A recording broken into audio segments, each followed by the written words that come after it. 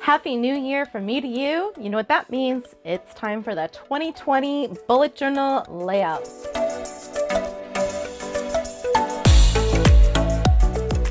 Hi, and welcome to Keeping Your Heart, the place where we explore the ways that we keep our hearts open and engaged as we're walking alongside others. That covers a lot of things. That covers making sure our emotional health, our organizational mind, our space, our self-care, and all those things are put into place. So if this is your first time here, welcome. We're so glad to have you here. Don't forget to click the subscribe button and the little bell that will notify you when a new video goes up or if I go live. And if you've been here before and haven't subscribed yet, what are you waiting for? Now's the perfect time. So my name is Renee, and I am so glad to have you in this space. So I've been on this bullet journal journey for a while now, and this is a new year, so it's a great time to take stock of what worked in last year's journal and is not going to work in this year's journal and make some adjustments, as well as really focus on what's the most important thing. So you'll see that in the theme of my 2020 setup as I take you through, and I'm going to tell you now, I had some horrible camera problems. It was awful. I recorded for a long time and about 50% of the footage fell victim to battery drain, so it didn't save it. So that was a big bummer for me, but I will walk you through after the process part that you do get to see. I will walk you through what the journal looks like. But the thing I want to tell you about 2020, and as we're going through January, I'll keep bringing this up, is that our big audacious goals are important, but they're not always the thing. And so this is a great time. I think that if we look around, especially for those of us who have experienced great loss and suffering, or devastating things, or just hard things during 2019, that this is a great time to pull back and say, okay, what is the most important? How do I recover? So not just rush forward and say, okay, 2019's in the distance, but how do I recover, use those lessons, and be able to focus on 2020 and give myself time to heal, right? Isn't that important? Remember that if we are walking alongside others who are in a healing journey, we can't be effective in that unless we have healed ourselves or are on the journey of healing. Even if we're just one step ahead, we still need to be on that journey and have had an opportunity to hold that hope. And if 2019 was a bit of a dumpster fire for you, I would love to hear about it down in the comments below, and let me know what you're looking forward for 2020. What do you hope will be different? What are you hoping for? As we go through part of this series, we're going to be really exploring some great stuff. So I'm hopeful that you will participate. I'd love to hear from you. I love hearing from you. So go ahead and comment below if you like this video as you're going through. Give it a thumbs up.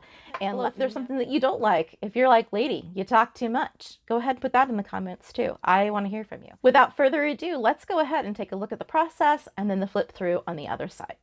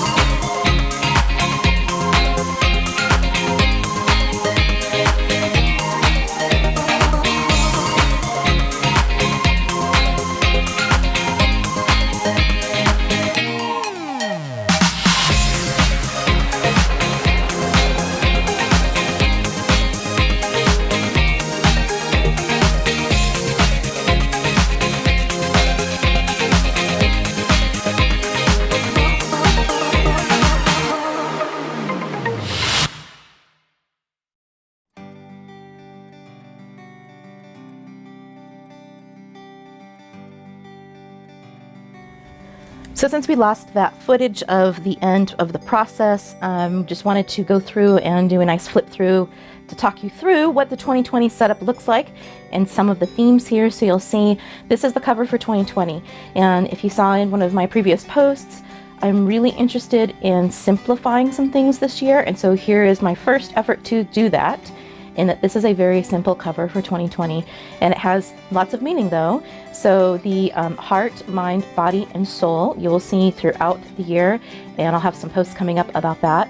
And that comes from a spiritual principle that if you're in a Judeo-Christian tradition, love the Lord your God with all your heart, mind, body, and soul, with all that you have. So that's the focus when I'm saying what's the most important thing, how can I simplify?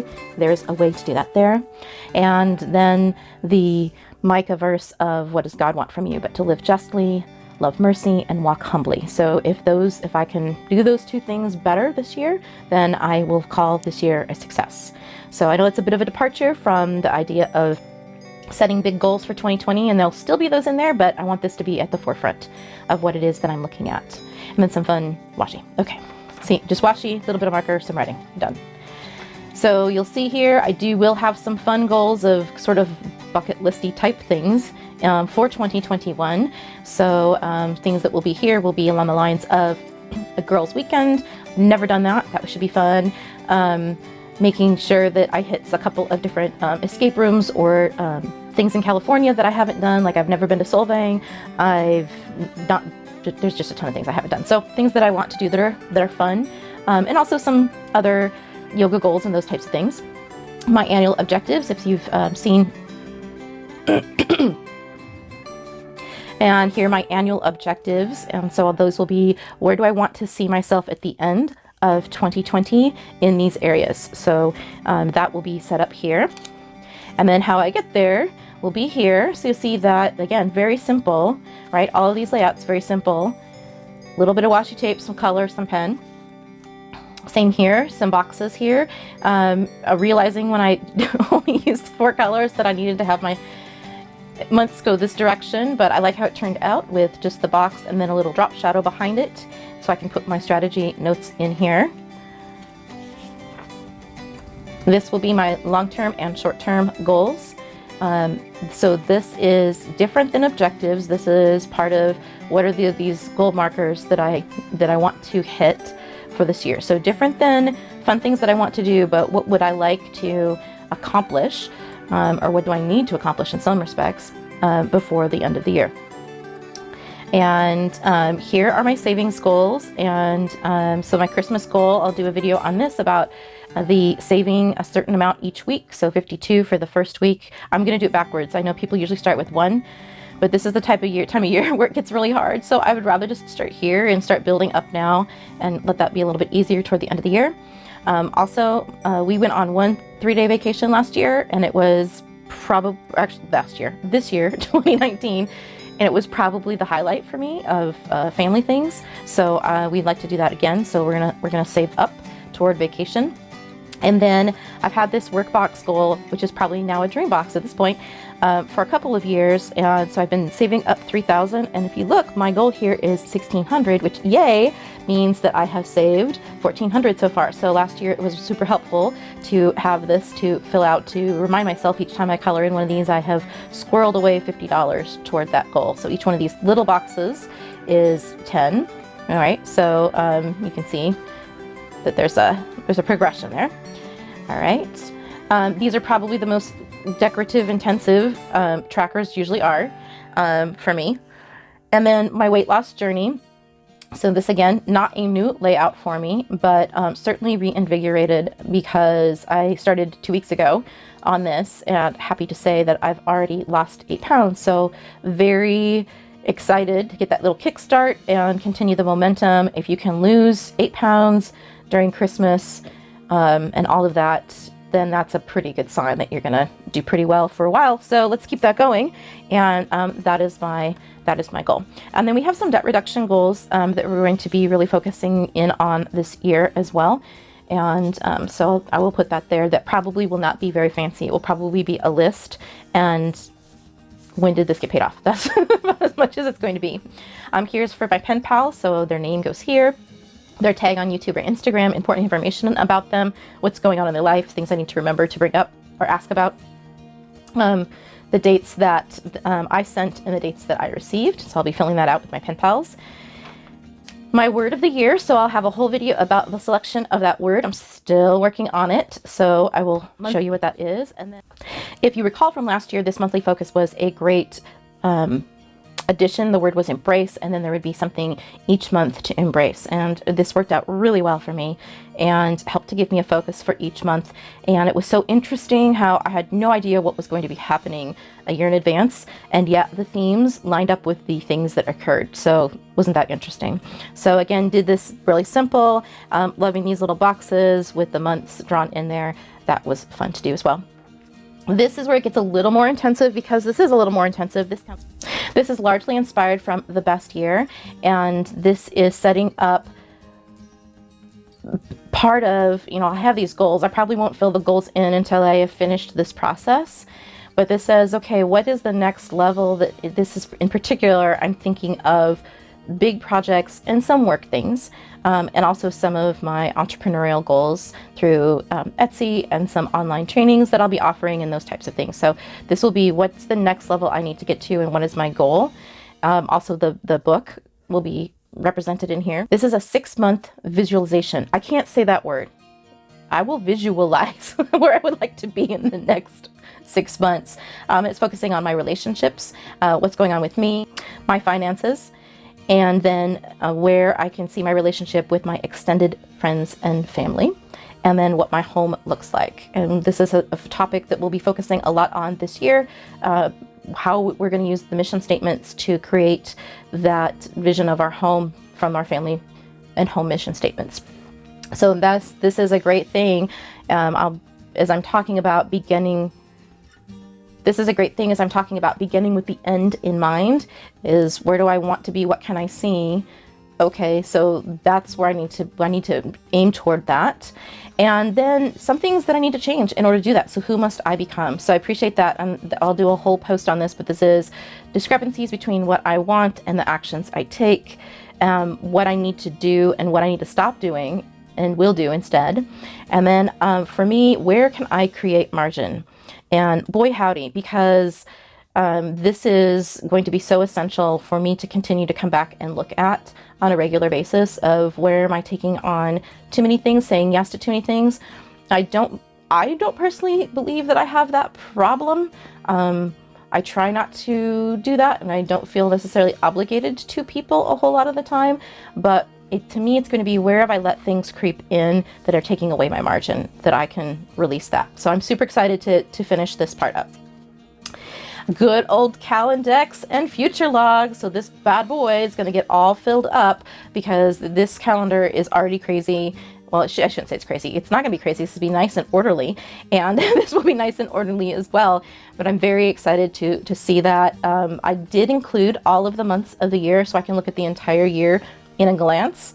And after April, I will be, I'm sure, actually, looking at the pages in my planner, by April, I will be migrating to a new journal, which I did not do for this year. I started part 3 of 2019 in October, and yeah, it's gonna, by April, I will be ready to get to the next planner. And so then I'll start my Calendex here in May and move forward like that. And that's it. So that's my flip through of 2020. So what did you think? Did you find any inspiration for 2020? Do you have any burning questions about how I'm going to use things? Are you interested? Let me know in the comments below if you're interested in taking a look at some of my pages after they're filled out. Some of them I can show you, some of them I won't, but some of them I can, and I'd be happy to process through that with you. So let me know. Also, for those who were wondering, the way that I picked my color scheme had to do with 2 things. One was with the colors of heart, mind, body, and soul, which I've been using for the last few months. I cannot wait to share that with you, that whole process for me.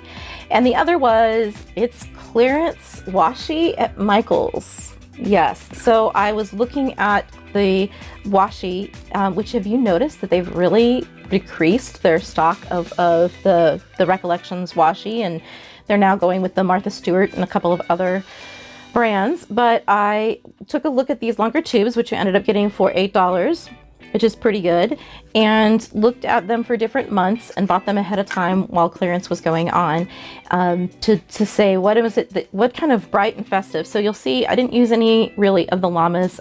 I'm a total llama aficionado, I'll just tell you that now. Llamas and sloths, penguins, they all pretty much have my number. Baby Yoda. Can we just talk about Baby Yoda for a second? Yeah. Anyway, so I love me the llamas, and so there were a lot of llamas in here, but I didn't use them for my yearly. I will save these for another month. And when I transition that 2020 January through April into the next planner, the next bullet journal, the Migrate, then I will be using this for that setup as well. So that's on the colors. I would love to hear from you, which parts are inspiring, what things you're going to try. And you can check me out also on Instagram at this address here. You can check out my website here.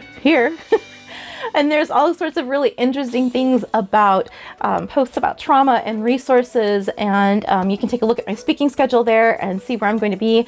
I'm going to have some online courses coming up, and I'm very excited about that. So make sure to stay tuned. On my website, you can also sign up for an email subscription to be notified when new content is coming out. And I would love to hear from you. If there's a way that I can break down this process differently for you that would help you, let me know. I would love to walk alongside you in this journey.